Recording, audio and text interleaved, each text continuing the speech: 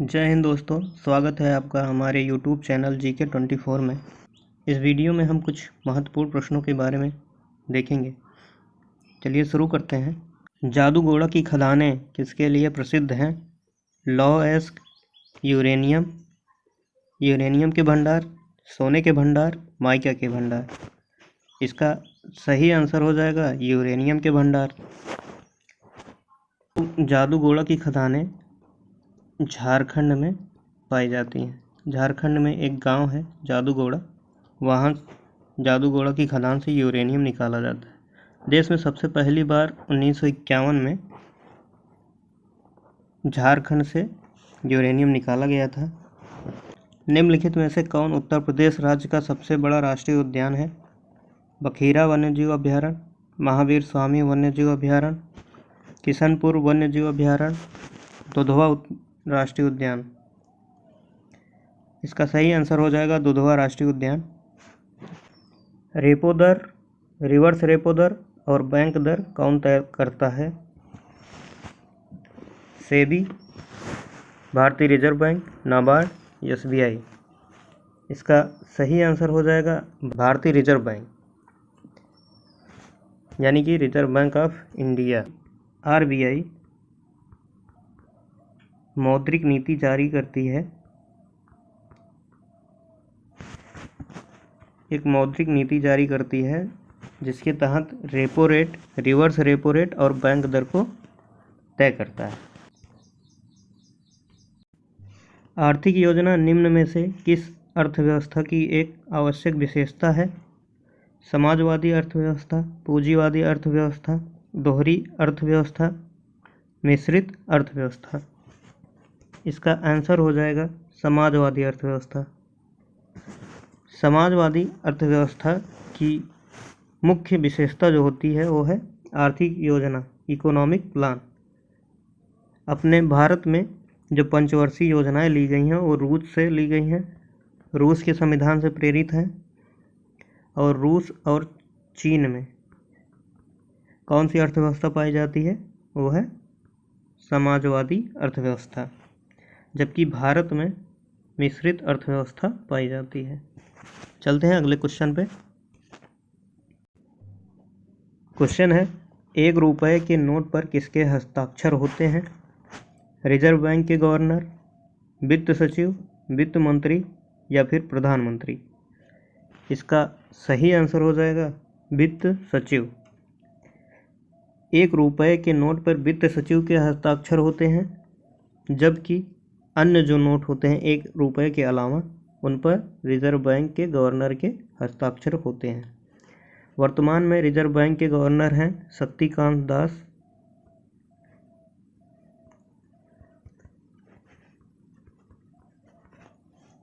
और वित्त सचिव हैं TV सोमनाथन।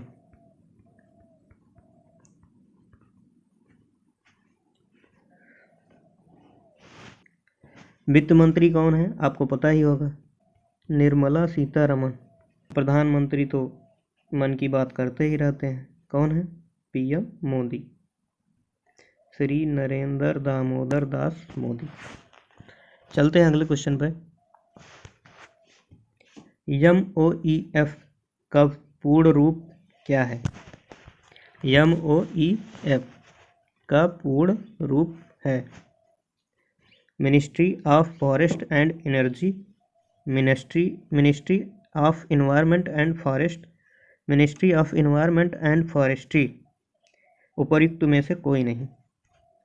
इसका सही आंसर हो जाएगा ministry of environment and forest.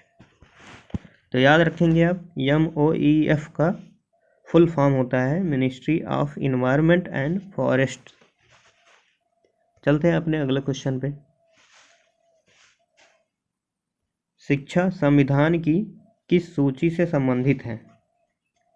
संघ सूची, राज्य सूची, समवर्ती सूची, अवशिष्ट सूची।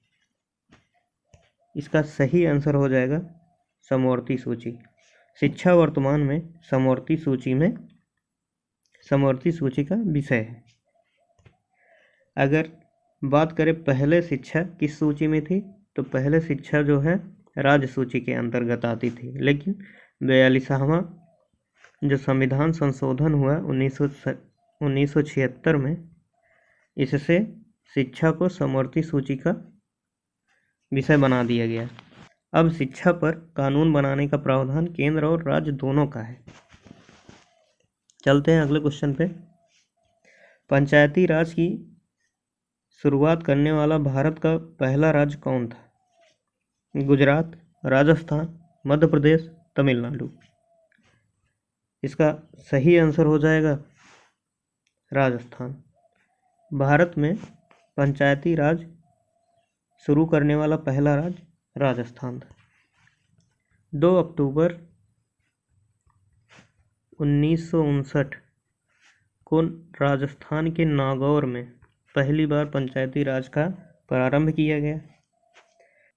बलवंत राय मेहता कमेटी की सिफारिश पर पंचायती राज का प्रावधान किया गया था, त्रिस्तरीय प्रावधान किया गया था।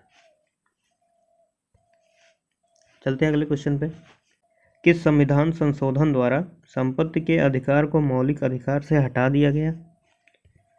29वें, 25वें, 42वें, 44वें। इसका सही आंसर होगा 44वें। 44वें संविधान संशोधन 1978 द्वारा अनुच्छेद 31 में रखा गया संविधान संपत्ति के अधिकार को मौलिक अधिकार से हटाकर अब जो है अनुच्छेद 300A के तहत एक विधिक अधिकार कर दिया गया, लीगल राइट बना दिया गया। अगला क्वेश्चन है, भारतीय संविधान के किस अनुच्छेद के तहत चुनाव आयोग का प्रावधान किया गया? अनुच्छेद 320, अनुच्छेद 322, अनुच्छेद 324 या फिर अनुच्छेद 326। इसका सही आंसर हो जाएगा 324। अनुच्छेद 324 में प्रावधान किया गया है कि भारत में एक चुनाव आयोग होगा जो चुनाव का संचालन करेगा। तो दोस्तों बस यहीं तक। आपको ये वीडियो कैसा लगा कमेंट करके बताइए। चैनल को सब्सक्राइब करें, शेयर करें। धन्यवाद।